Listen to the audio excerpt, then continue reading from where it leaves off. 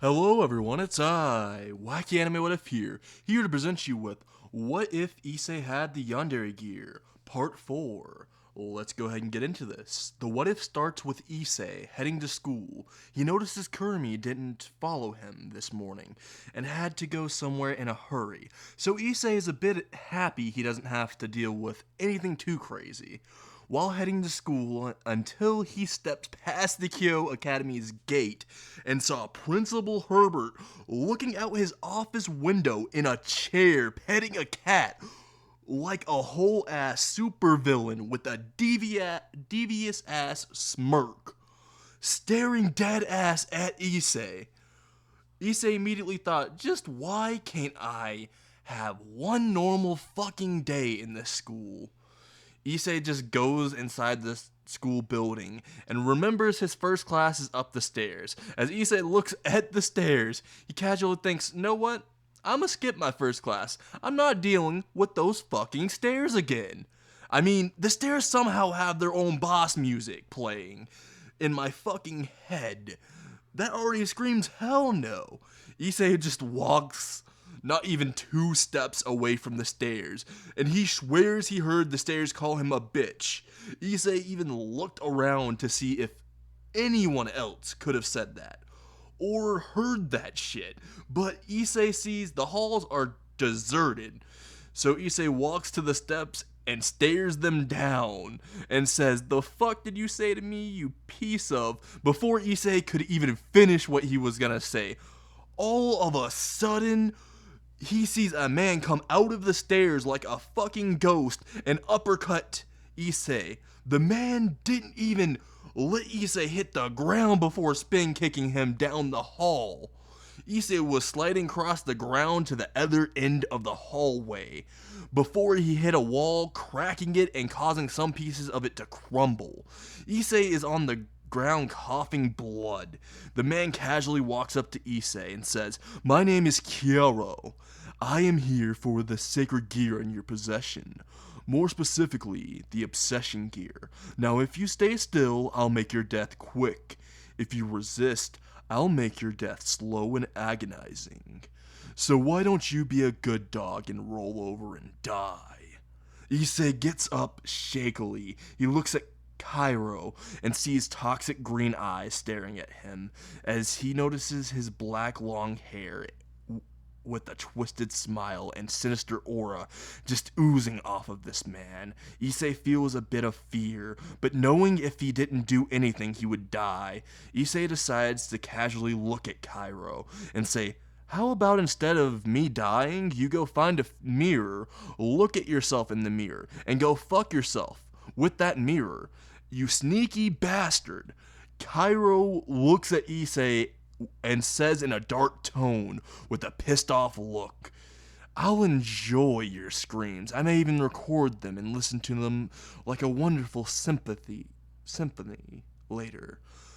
Issei then sees Cairo phase through the fucking floor and shortly after appear behind Issei from out of the wall and grab the back of Issei's head, slamming it into a locker over and over, then throwing Issei through a wall, causing him to land outside of the school and bounce off the ground from the force alone, only for Cairo to appear in front of Issei as he bounced off the ground and kicked Issei all the way to the gymnasium across the school. Meanwhile, Rias and her Barrage heard and saw everything, but Rias and the rest of the ORC were dealing with making barriers for all the normal students and for the damage to be minimalized, and just to be safe while also erasing their memories and knocking them out. So Rias had to send Koneko alone since the rest of them were helping out. So Koneko alone decided to go out and check out the attack on Issei. Back to Issei. He is currently being flung into the gym by Cairo and is on the floor bleeding internally and coughing blood. Issei feels as if His ribs are broken as he can barely breathe. Cairo gets closer and says, "I can't believe the current king of obsession is so weak." Cairo grabs Issei's head and slams it on the ground over and over in rage. As Cairo does this, he says, "Weak and pathetic. I was told this would be a challenge for me, but instead of a challenge, all I got was you. Imagine my disappointment." Cairo lifts Issei's bloodied and broken face from the ground, only for Issei to spit blood in his eyes and say, "Fuck you." Issei then punches Cairo in the balls. Cairo screams in pain, holding his balls and dropping to the ground slightly. Issei uses this moment to try to get up and run, but as Issei gets up and takes a few steps, he falls to the ground as his legs are in too much pain and refuse to move any further. Issei looks back and sees Cairo get back up, furious, as he gets closer to Issei. Issei feels his life flash before his eyes. Issei sees memories of his father and mother loathing his existence, hating him for things beyond his control, and Issei sees every other person he encountered throughout his life treated him as a joke, a disgrace. Issei cries slightly from the memories, feeling saddened, but that was only for a moment, as it gets overridden by Issei's overwhelming rage. As the rage boils and bubbles up to the surface, and Cairo gets closer, about to plunge his fist through Issei's chest, all of a sudden a pitch-black gauntlet forms around Issei's right hand, as pulsing veins, purple veins wrap around the gauntlet. He grabs Cairo's fist. Cairo notices Issei's eyes are a sinister purple, as Cairo sees Issei's body get slowly covered by pitch-black armor, wrapping around and forming around his body slowly, along with pulsating purple veins. Cairo feels Issei rip his arm clean off of his body with ease, and Cairo releases an immense scream of agony. As Issei is about to punch him dead in the face, Cairo barely dodges. He felt the force and the wind pressure from that punch alone would have nearly blown his head off. As Cairo managed to narrowly dodge to the left, he was relieved for a moment, before all of a sudden, he felt an immense sense of dread as Issei used the arm he tore off of Cairo to smack him across the face, knocking a tooth out. Issei then punches Cairo in the gut, not giving him time to react. Cairo feels Issei's fist slowly go through his stomach, forming a hole. Issei then throws Cairo's body so far he gets flung through the forest behind Kyo Academy. Cairo's body slammed through 20 trees, and his body knocks them all down as he feels some of the wood impale him all across his body. As he hits the last tree, Cairo is on the ground, having to lean on that tree just for support to be able to stand up. Cairo sees Issei slowly walking towards him, with steam pouring out of his mouth and his eyes more feral and purple. Cairo sees the armor has now spread to cover Issei's right half of his body, and the purple veins pulsate more and brighter as Issei summons a black sword that pulsates and looks like it's made of living flesh. Cairo sees Issei rush to him and feels Issei stab him directly in the chest over and over while laughing madly. Cairo feels intense pain from the stabs, each hitting a different place than just his chest, spreading all around his body. Cairo died after a few minutes, but Issei kept stabbing his corpse. Issei was completely out of it, entranced, until Issei heard a branch snap and turns around only to see Konako and her scared golden eyes. As Issei sees them, he snaps out of his out-of-control state for just a moment and grabs the left side of his face that has no armor and screams, "What have I done? Why can't I get this armor off?" Issei notices the right side of the armor expand and start to envelop over his left side more and more. As he starts to lose the little control he has, Issei screams at Konako, "Run!" Konako hears Issei say this and immediately feels her instincts on edge. As she runs, she hears Issei screaming, and then the screams turn to laughing as all of a sudden Koneko trips over a rock and falls on the ground. Right as she does, a purple energy slash cuts all the trees above her, and Koneko notices when she gets up that every tree in the forest was cut down, and if she didn't trip, she would have been cut in half. Koneko shivers at the thought, then feels terror as she hears the laughs of Issei but ring out from behind her as Issei swings his blade to her neck, nearly decapitating Koneko, until the blade is countered by Kiba, who shows up and for a split second clashes his blade against Issei's. And immediately, in 2 seconds, Kiba's blade shatters.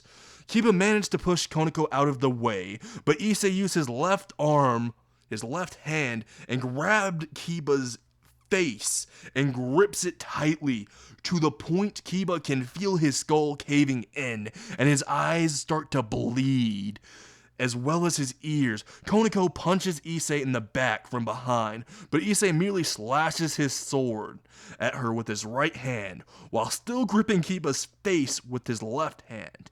And not moving even an inch, Issei managed to cut Koneko in the stomach slightly with his flesh blade. As Koneko luckily managed to dodge any severe damage or being cut in half, as Koneko was thinking this, she feels immense pain from where Issei's blade cut. As she checks her wound, she sees a black liquid eating at where she was hit, causing her unending pain as it forms little black blobs on her skin and flesh that start ripping into her. Koneko falls to the ground screaming in pain, but Issei pays her no heed, as Issei is still slowly crushing Kiba's skull. By now, he is nearly dead, but before Issei could crush his head completely, he sees lightning heading at him. Although to others the lightning is fast, to Issei it's as if time stopped. He moved to the left and dodged it, then sees Akeno in the air flying. So as Issei dodges the lightning, Issei immediately throws his blade at Akeno. It hits Akeno's angel wing and rips it right off, causing Akeno to fall from the sky. As she does, Issei jumps up in the air to Akeno and grabs her face mid-fall and slams her into the Kyo Academy gates. The spikes on the gate pierce Akeno's legs, causing her to scream in agony, but Issei takes it a step further and grabs Akeno's legs and rips them clean off, all while laughing as the armor nearly covers the left side of Issei's face, and it has already covered every other area of his body. The pulsating purple veins across the black armor start to turn blood red. Issei casually slaps a red and black power of destruction blast that was sent behind him by Rias.